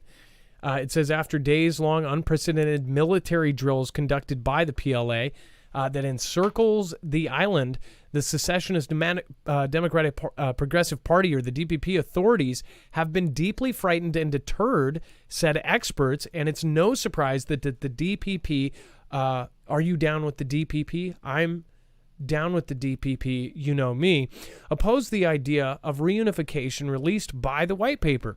As the document says, secessionist forces are the, quote, obstacles that must be removed. They already have it scripted out how they're going to do this, what they are going to do, and what they're going to do after. So it's pretty clear what their intentions are. And if we truly are saying that we are going to defend them or fight, I mean, it seems like if it was common sense and it was going to go how they say it's going to go, it would be like, they're going to take Taiwan and then we're going to go to conflict with Taiwan. I hope that doesn't happen. But obviously things are going to change worldwide if they do take Taiwan, and soon. We're not going to have that chip company. Xi is. We're going to be dependent on Xi for gosh knows everything. And now in this high-tech society, in the last 20 years, we are now completely switched over to this new infrastructure that's completely and utterly dependent on electronics. All of the semiconductor chips that go into every single, electronic you can think of is made in Taiwan. I shouldn't say every single. For anybody that does not know, they make a majority of all of the semiconductor chips. Xi already controls big things like lithium. In fact, I responded to somebody that said that they're waiting for their energy solar generator, and it's been a long time. There was a 6-month wait for it at one point. The one thing with that is that lithium is a resource that there's all sorts of these different parts and things that are being made that are only made in the Asian countries. And there is debate and fighting over resources right now that people really don't notice unless they get a specific item and they're like, why is this taking so long? It's because there's allocations going on where, say, lithium or the resources that go into making, say, lithium batteries are being essentially allocated in a little bits to everybody, and everybody has to wait for their allocation of things to even build whatever products they make. Energy in specific, there's countries that control almost all of it. So it's not like a thing where they can pay a higher price here. They have to pay whoever it is for different items from different countries because they're the only countries that really manufacture it. U.S. military furiously reevaluating deterrent strategy with Xi and Vlad. Dex, do you want to go over this? Yeah, I know that we talked about it before. Yeah, absolutely. So think about this. Like, we've spent the last 50, 60, 70 years in what used to be the Cold Conflict. We were basically pitted against one country, and that was Vlad's country. It was under a different name back then. We had our nuclear arsenals, they had theirs, and we all built them up. And then as that ended, we sort of went down this path of having these treaties that says we're going to, reduce, we weren't going to create new ones. It was the right thing to do to try to get out of this whole notion of having, we didn't need more than mutually assured destruction. That was enough. There was more than enough to do that. Now, what that meant, though, was we had enough to point the equivalent to our adversary, and they had enough to point them at us. But what's happened now is we're seeing larger countries like Xi's country expanding and building out their capabilities. So if we don't actually do something different, because everything that we have done has been pointed at only one country, everything that we have done, has been one for what they had, right? Now we actually we're one, and it's against two. So if let's just keep the number simple. If we have 1,000 and they have 1,000, meaning us and Vlad, well, if G rolls in with his own 1,000, now we have 2,000 pointing at us and we only have 1,000. So the military is basically trying to make the position that says, hey, the way we've done this for the last, half century that everybody understands, it's got to change. We have to reevaluate what our deterrent strategy, and that really is, almost that 1-for-1 strategy. How do we actually do something different? Because the stakes are much different now. We're going to be in a position, and we're already getting into a position where we're outnumbered when it comes to deterrence in the threat of nuclear missiles. So that's what they're going for. That's what they're asking for. That's the message that came out from the military specifically. So I'm sure this is part of this message is just trying to help justify and get budgets and maybe even put ends to certain treaties or things like that so that we can do more. But it's also eye-opening to think about when you sort of put it in that perspective and you think about how we had to deter against one country, but now we're having to deter against two countries and two big countries. But somebody said it's almost funny. By the way, what's funny is the chat about these subjects. It's like there's some pretty funny people here. By the way, you got to read the chat for the last 10 minutes. This is happening, and most people, you have to actually. I think that people should be looking at everything that's happening right now with a sense of humor. What is happening right now is really scary stuff, and I think that people need, for their own mental health, is to look at it and to try to laugh and to try to kind of brush off some of the stress of this. Like I said, there's a lot of anxiety that runs with this. My friend Nick, I just saw him last night. It's like, I know when he's starting to get freaked out, if I start talking and it's like, that basically I start telling like, oh, you haven't even heard the latest thing. And it's like right instantly you can see it wash over their face. Like, oh, it freaks him out. So you do have to be funny. Somebody said, IRS, you didn't pay your taxes. Pew, pew, pew. That's basically what they're doing. And then Stephen Reynolds, you're obviously behind, says, did Adam just say spank the monkey? Yes, and I'm talking about the thing that's spreading all over the country. Nothing else. Nature Lover, Bear Claws, Analytical Habit Trails, Unseen Apex, Fear Puts You Back to Sleep and Into the Matrix. Yes. David F. What did David F. say? You said something. It was a good comment. But I there was so many funny ones after that. As far as, like Dex said, this is go ahead. Yeah, I was going to say one of the comments I saw was, hey, but America has like 10,000. Well, in reality, I just looked up the numbers, and now, this is what's published. This is from the World Population Review, but nukes by country. Russia has 6,257, but they only have 3,039 that are in service, that are available, okay? The U.S. has less than that. They have 5,500 total, but only 2,300 in service. And then, of course, at the time of this publication, which was a while back, G had 350. So the point I was making, or they're making, is actually valid. Like, 1-for-1, we're outnumbered against Vlad. And if G rolls up the same numbers as Vlad does, we're way outnumbered when it comes for it. Now, that doesn't mean that our technology is not better. It could be, but that's just using raw statistics that are out there. Anybody can go DuckDuckGo it or Google it, right? Well, yeah, and the numbers. What I always thought, though, is the numbers didn't matter after a certain amount of number, because like if you launch however many, 200 or something, it would, if everybody launched 200 or 100, it's going to be almost a nuclear winter anyways, right? How many nukes does it take to fry a planet? I don't know. I guess it depends how much the defense systems on each side have, because if you launch 500 but 459 are taken out, then only 50 get through, right? So is that enough? I don't know. It depends on what the size are and where they're targeted. Paul Stone says we will be fried. Somebody else said, who was that said one is too many? Yes, Melissa Steinberg, Bitter Critter, everybody that just popped in. Thank you, Amans Kelly. El Sheepadago, I'm glad you found us. I've been seeing you almost every night now. I remember, what was it, like last week you were brand new. George Washington, you said I couldn't rhyme your name. That's untrue. Sean Barker, Tesla 474, Renegade PD, Majestic Gift, Matt. Like I told Brendan Henschel, it's like the Shoutra and all the crazy stuff that we do. I end up getting to know a lot of you guys, and I do appreciate everybody that's been here for a very long time. Triggered by Truth says, all my Bitcoins I cashed out. Man, I have never done Bitcoin. I know Dex has, but what a up and down thing that's been too.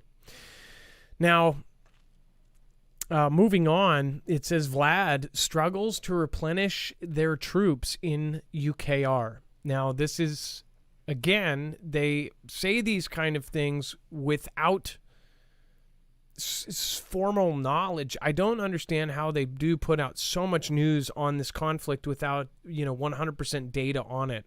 But it says the prisoners at the penal colony in St. Petersburg were expecting a visit by officials, thinking it would be some sort of inspection. Instead, men in uniform arrived and offered them amnesty if they agreed to fight alongside the Vladian army in UKR.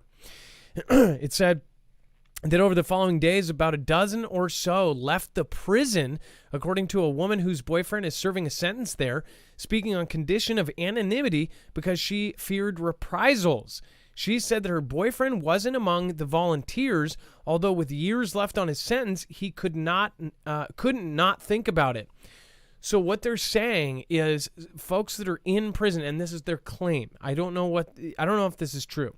This is coming out of Yahoo News, and it is coming, I believe, out of AP, Associated Press. So this is considered a fact, right? But what they're saying is that Vlad is pulling people out of prison, amending their sentence, and giving them amnesty to go fight in this conflict. What that paints a picture of is that they have nobody left and everything else. I don't think that that's true. I think that they are trying to use up everybody they can before a actual WW3 where they're fighting a major nation state. The thing is we've always looked at, and Vlad has put as much, half of its GDP into its military, and almost everybody there are just tough mofos. I'm not trying to glorify Vlad's country or anything, but the actual people, I think we should be glorifying every person around the world. They're the people, Xi's people, the Chinese people are great people. They're smart people. Every country has good people. We're talking about governments. And the Vladian government has put a lot of their time and money into their military. Nobody sees this, before this happened, if somebody was to war game this out, they wouldn't say that Vlad was going to lose horribly to a place like UKR, not unless there was some sort of huge intervention. I mean, look at how you outweigh UKR's military to Vlad's. I don't think it's equal whatsoever. People thought they were going to steamroll it, but of course, all these other countries sent their stuff in their infrastructure, and that's why most think that this is a proxy conflict, and it's really Vlad fighting the U.S. and NATO. And Vlad is getting help from other people. Just the other day, North Korea just volunteered 100,000 men to go fight against UKR. So it's almost like everybody's kind of putting up their numbers like, I'll put this many people in for the big fight. I'm sorry, but I do believe WW3 is coming, and I don't care if people say, oh, you're just putting fear in people's heads. I think it's coming, so why not tell what I think? Like, do you want me to hide my thoughts about it and say it's not coming? Why? I think it is coming. I believe that. I'm not saying that to scare other people. I'm saying this is what I believe, and people are here to hear what we say, to hear Dex and to hear me and to hear what the Foogle fam have to say. So if you don't like it, don't watch. It's volunteer. And then when it comes and everybody's like, oh, I can't believe it happened here. That's what human nature. Nobody thinks it's going to happen until it does. Let's get our, Stony McBlaze a lot. I hate if I do get on a rant, then just shut me up, okay? Robert, not many are talking about old school ways of prepping. I love it. Let's get Robert on the phone. While you get Robert on the phone, I do want to remind you, the thing is that the energy solar generator, I think the reason why many people want this too is because they understand what it is to actually have a backup power supply. Now, energy, this is one of the coolest ones out there, and I really mean this. The greatest part is I actually have firsthand experience with this. This is powering my whole studio. In fact, an Energy Flex 1500 is my uninterrupted power supply for down here, and it's an amazing system. The reason why is it's so flexible. You can plug it into your wall, you can plug it into your car, you can plug it into solar panels. There's different ways, and the battery actually understands that. It's very simple to use, and again, it does not take gas. If you want to go a generator route, I would say if it was like, Dream World, is you would have both a gas-powered and a solar generator. A lot of, extreme preppers have both because it's good to have both going or to back up each other if one, breaks to have another. But as far as solar goes, as long as you have sun, you have power. And on top of that, it is portable. This is a cool system, and it beats a lot of its competitors out of the way because it stacks in its own place. A lot of its competitors actually have these huge 1 foot, huge giant cords sticking out the sides to connect more than one battery. You get 5 batteries connected, and all of a sudden you have a huge footprint. That's not exactly portable. It basically goes down in its own footprint, kind of like September of 2001, but it's all there, and it's whoosh, and you can stack up to 5 in a stack, and you can actually connect up to 96 batteries. So this can be a solution. You can literally build a wall out of these batteries. The coolest part, though, is you can take this pretty much anywhere with you. I have taken it, and I have run a ton of stuff as far as I had batteries charging, I had phones charging, I had lights. I had 6 lights powered off of this for the shoot that I just did. I had everybody charging, and I forgot the cord that connected the actual panels to the thing. I didn't even need it. I powered for 9 hours. I powered everything, and I still had 75% left on my batteries. So this thing is an amazing thing. You can take it with you to job sites. You can take it everywhere. But I think that it will end up making somebody's life a whole lot easier. It doesn't have to be SHTF. It could be a power outage. It could be a rolling blackout. It could be an earthquake. It could be a tornado. These things are great. This is an actual power supply when your grid goes down. I think everybody, I don't need to tell you why you should have a generator. It's if anyone has lost their power, they know why. Make sure to use the code Marfoogle. You can get upwards of $170 off at the same time as helping us. That's marfooglenews.com/energy with INERGY. There's no gas involved. There's no fixing it. Again, there's no maintenance. There's no motors. And it's absolutely silent. It makes no noise whatsoever, which means you're stealth mode and nobody's going to hear you from 4 blocks away. All right, Dex, let's get our next caller. It looks like we have Robert on the phone, and Robert is talking about old school ways of prepping from California. Robert, you're live on the phone. How's it going, Adam? How you doing? I'm doing good. So you're basically saying not many people were talking about the old school ways. Let's hear about it. No, I mean I see like as far as like I'm prepped like enough for me personally, like with my family to go through winter. And then I got seeds and everything else to start whatever season is. Sorry about that. Oh, you're good. Dogs in the background. I didn't know if you heard that. Hey, is this growing? Anyways, is this growing?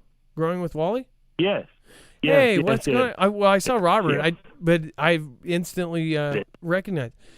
Well, so like you said the other day on one of your streams, like you actually grow and you give away stuff to people to help other people too, which I think that's incredibly noble. And yes, I was gonna talk about that too. Also, well, go ahead. Yeah, I turned my whole front yard and backyard into basically all edible food. and I just give it away to everybody in the neighborhood, because I figure if everybody kind of followed suit, we'd have a whole neighborhood of producing food, right? Yep. And then we'd be able to preserve it, can it, dehydrate it, freeze dry it, whatever various way you choose to preserve your food. And we'd be able to feed one another as human beings, just as a society. Because I've always kind of questioned, why do we grow grass and bushes as human beings? And I've wondered that, because I recall on like being in school taught about hunter and gatherers, and that's where we came from. So it kind of boggled my mind. So I decided to turn my front yard and backyard into what produces food, and I grow those. And sorry, I got outside next to an airport. So by the way, Robert, I grow food I always and do I the give it same away. thing. I always do the same thing, and we can't even hear the dogs or the airport or anything. But it is distracting. Oh, you I know. can't? Oh, it's so loud to me, and it's like, yeah, it is a distraction. Anyways, but yeah, I grow the food and I give it away, and I tell the UPS driver, the mailman, everybody, just whoever, stop by if you ever need food and you're around, come snack on some strawberries, whatever. And it's kind of almost disheartening, because when I started doing this, it's still to this day, the only people that come around are the kids. The kids come around and eat nonstop, but the adults are kind of hesitant because they feel like they have to pay for it. And I'm like, no, it's for free. I work 10 hours a day in construction. I've, done concrete and masonry my whole life since I was 9. I'm 42. So I work 10, 12 hours a day. I come home, and then I work maybe 1 to 3 hours a day in the garden on top of that. It's all physical labor. And I'm like, no. And they'll see me out there at 10:30 at night. And I go, no, I do this for you guys. That's how we change the world. I thought that's what this country was for, to where we avoid and deter all the manipulation and lying and just what we do for money to one another. What about the love? What about just the humanity? Where's that all gone in society? We lost it in this country. Well, morals. We all forgot. Morals are gone. It's like being in kindergarten. Yeah. I mean, it's like in kindergarten, we forgot how to play nice with one another.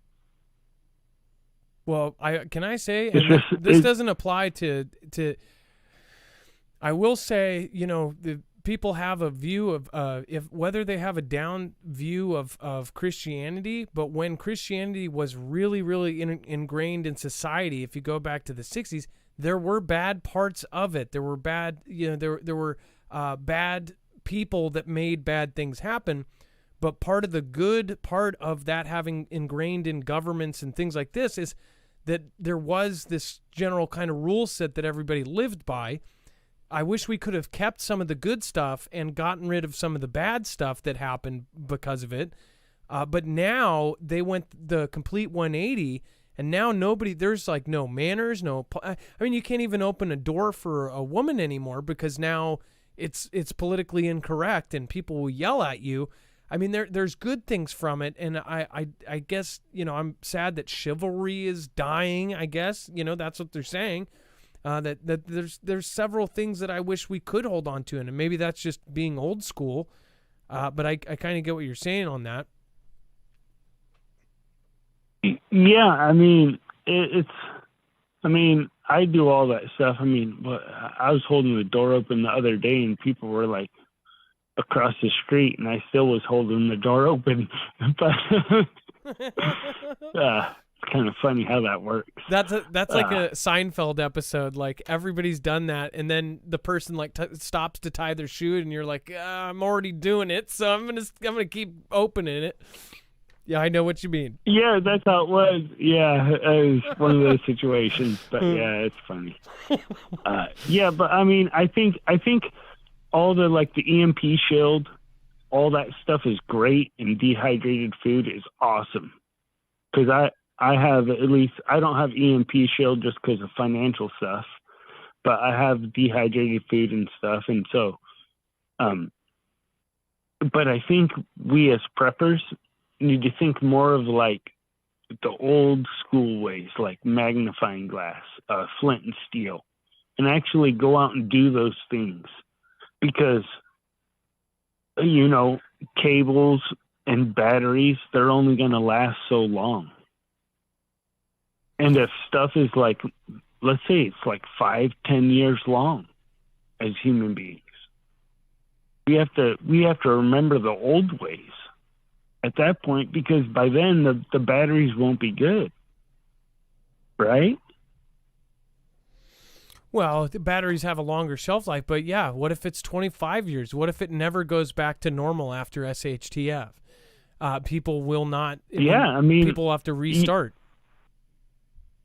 Yeah, I mean, what if you have to leave where you're at and you can't take your batteries with you? Yeah, no, it's a good because point. Of weight. What if you have to pick carrying a child? If you're carrying a child, I think about it.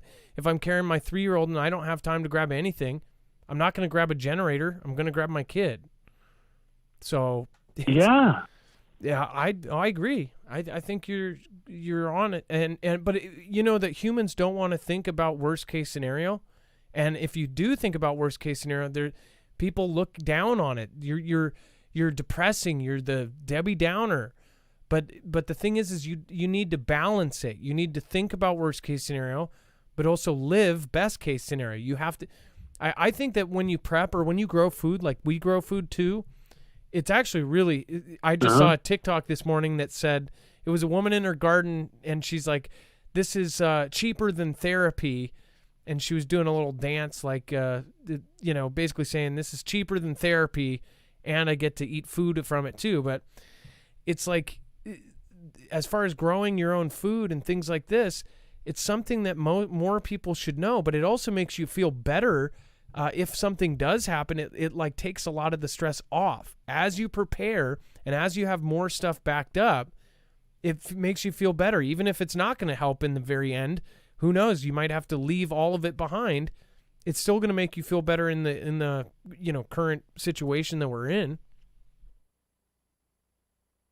Yeah, exactly. I mean, I guess since like I personally felt that I was prepped in a way to where I could like transition to the old school ways, I think I was good as far as I think I'm good as far as prepping goes. Long term. Yeah, no, I agree with you. Well, and I think who knows how to start a fire without fire starters? Do people know how to rub 2 sticks together anymore? I bet you. I mean, it's probably 98% of people don't. That's kind of scary when you think about if all of us get put in the same position and there's only a few people. I think it would be extremely useful if you learn some of these things. Think about how useful you would be to a community if everything goes to crap. There's no power, there's no nothing, and you are that person. I think that's what a lot of us strive for too. Is like survival living. Joseph, he goes out and practices and does all this stuff. Imagine if your household doesn't have, or your neighborhood only has one of those people. How valuable will that person be to the community? And you have to think about what will my place be? It's going to go back to like tribes if this does go down. And I know it's crazy to think about, but that's kind of what we think about here is if it does go down, where would you be in that tribe? Would you have a use? Would you be a doctor? Would you be a counselor? Would you be an entertainer? Would you be this? Or would you have no purpose at all because you didn't look at anything? Yeah, you're 100% right. And I have to add to that is that we may all have our own separate tribes when shit hits the fan, but being in this country in America, we're all in one giant tribe. So as being our many tribes, we still have to remember that we're still one giant tribe.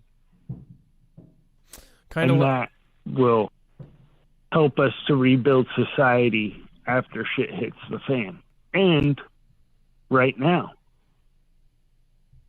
Well, I can't say I disagree with you because I totally agree. Robert. Sorry for swearing. Oh, you're good. Yeah, you're fine. I don't even think that's considered one anymore. I just don't say it in general, but I do say it. I say it every time I stub my toe, but I don't say it on the show in general. But no, I don't even think, like, they say that on TV now. Isn't that weird? They say shh on TV all the time. Oh. I think all they show butts and they show all sorts. Like, can you imagine? Can you believe how TV has changed in just the last 20 years from what they could back in I Dream of Jeannie? They couldn't show a belly button. Now they're showing, bung holes.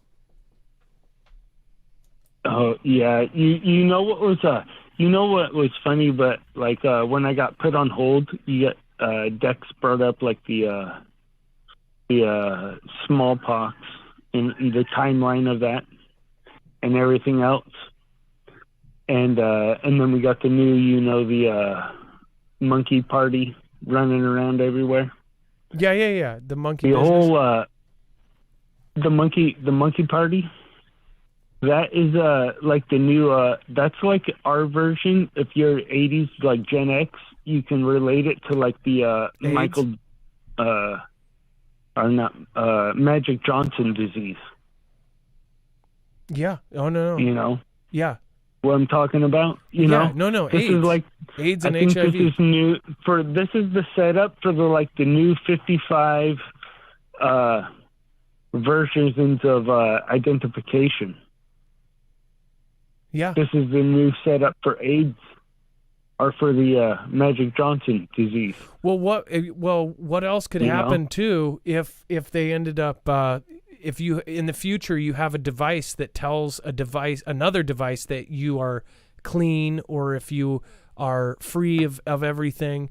I also want to point out Eagle 109.9 or whatever actually used a video from Twisted Luck Truth, and which was really cool that they ended up featuring that. And they were talking, this radio station actually did an article on all the purple lights being put in, all of the street lights going to basically like a black light across the country, and it's happening and it's weird, and they're just acting like it's totally normal. They're just replacing. But it's, by the way, I guess we're out of time here. We're on our last 5 minutes. But I think, what if, that is the setup for that? And what if in the future they're going to have, kind of like in the movie Songbird, where you'll have a detector in your home and you can't leave unless you test or something? Freaky stuff. Oh, I don't think it would get to that point in this country. I have enough faith in humanity to where we'd all like get our pitchforks and torches for that point. I would hope. I have enough faith in humanity and human beings that we would do that. I mean, I think I have enough faith to where I will rely on that in the near future. And by the way, Dex, I got the light. So I think the show is about to be over. But Robert, I want to thank you for coming on the show today. And thank you for being a positive guy. If you guys haven't checked out Robert also plays music on his channel. He's just a chill dude. His channel is him basically. He just comes on and talks, and sometimes he talks, or sometimes he plays guitar. He basically just tells what he's thinking. If you want just a really chill channel, he just goes on to talk with people and to have interesting conversations. Really, really nice guy. He's been here since the beginning. I know that you pop in and out. You got your own life going and your gardening and everything else. So thank you for coming on today. I appreciate you. And Adam, I accidentally muted him, so I was trying to unmute him. So I apologize. He can hear us, but Robert, thank you, and I apologize. That's Dex's fault. I was trying to unmute myself, and I muted you. Hey. There he is. He's okay. back. You We're there? down to the last 2 minutes, Adam. Oh, okay. Adam. Yeah, sorry. Robert, I just wanted to say thank you, and I hope you heard me. Oh, no, I heard you. So thank you. Congratulations on the growth of your channel. We went from like 10 people to 4,400. I mean, that's insane. So congratulations, brother. Well, thank you as well, and I hope you grow as well, and do what you do, and just keep going. Looks like you actually you hit 322, so we'll see by tomorrow. Holy smoke! Yeah, so you got some new people that will come and hang All out right. with you. Well, thank you so Yeah. much, Robert. You have a Okay. wonderful night. All right, bye. That was Robert. Robert has been a chill dude since the very beginning. Even when all of the different drama things that have happened over the years, Robert's stayed pretty neutral and just stayed really chill. And he pops in at least like once a month, every month since I started. I appreciate that. I notice it. So, and I recognize his voice. His notifications pop up when I'm driving, and I just put him on, and he plays guitar. Real Lost Duo, Cypher 9, Scooby-Doo, Do Right, and everybody else. I have a lot of people to say thank you. I am actually going to shout all of you guys out tomorrow as well. I missed a bunch of people. Peter Dutton said prep conflict with G Australia. Dex, you might not want to just let it process. Little Bear, we appreciate you. Scooby-Doo, Do Right, thank you. Lindy Lou, don't forget Mr. Big Moon tonight. Randall Edge, thank you. I apologize, haven't been watching lately, just been very busy at work and operating my HF ham radio. I still always love your videos and support you. Mystery School, may love and kindness be the narrative for all. FG says stay safe. Dustin Layton says yes, thank you for your support. I really appreciate everybody that popped in. Joseph Newhouse, hey, I made a solar activity video titled The Sweetest Honey. I will check it out. And then Nana of Montana, thank you, Adam, Dex, and Mods. May God bless you all and stay safe, Foogle fam. Nana, I'm going to shout you out tomorrow as well. Thank you for the massive support. Mr. School, in a minute, I'm going to need a sentimental man or woman to pump me up. Hearing you say that, that's funny. Love you, Marf, Dex, Foogle fam. Stay safe, y'all. Lady Green Eyes, nice to see you again from Canada. Says keep loving and lifting up each other in prayer. Thank you, Adam, for helping me many years ago. Love you all from the bottom of my heart. Lady Green Eyes, no problem, and it was a pleasure. And I really appreciate you. Thank you so much. Be Real Beast, it's your show. No need to explanation to anyone. Well, it does help. Be Real Beast, get where you're coming from. But it does help new people so they know how it works. I totally understand that. P. Ben says, I'm Hoosier only. I get it. Thank you for the work, Marf. I appreciate you. And Nana of Montana, thank you again. And I'm sorry, I hope you didn't do a second one because you thought I didn't see the first one. But thank you so much for your super sticker. And Banish the Shadow. Unification Church is a weird pseudo-Christian group started in Sun Moon, who had ties to Papa Bush. Probably a CIA project. I want to look into it. I want to see what the heck is going on. GoPro Chicken, I believe you've been here for a long time too. Stark is Wild caught light tuna in pouches. The poor man's MRE, only 70 calories, but pretty filling. I wonder actually how long those tuna sealed packages actually last. Stephen McMahon, but you can't just eat fish, all. I think you'll get some sort of disease if you just eat fish. Peter Dutton said prep conflict with G Australia. Vibron, I hope you watch tomorrow's show too. I'm going to shout out a lot of you guys tomorrow as well. Reality Flow, love the show. Be prepared physically and spiritually while time is on your side. Stephen McMahon, thank you. Banish the Shadow, thank you. Everybody, thank you. It is now time for the shoutro. It's not an outro. It's not a shout out. Dex, I love you. I didn't want to forget. Thank you. Dude, much love. Great job. And make sure to go to marfooglenews.com to find all of the overflow. We're short on time, but essentially there's a ton of stuff that's in overflow. The callers are down in overflow. There's all sorts of great stuff. And, of course, if you want to find any of the products we mentioned here today, they are on the right side of the screen. It supports us. It supports everybody. Thank you. Have a good night, guys. Love you. Be safe. Be prepared. And Marf out. Shoutro! I did that out of order, I know.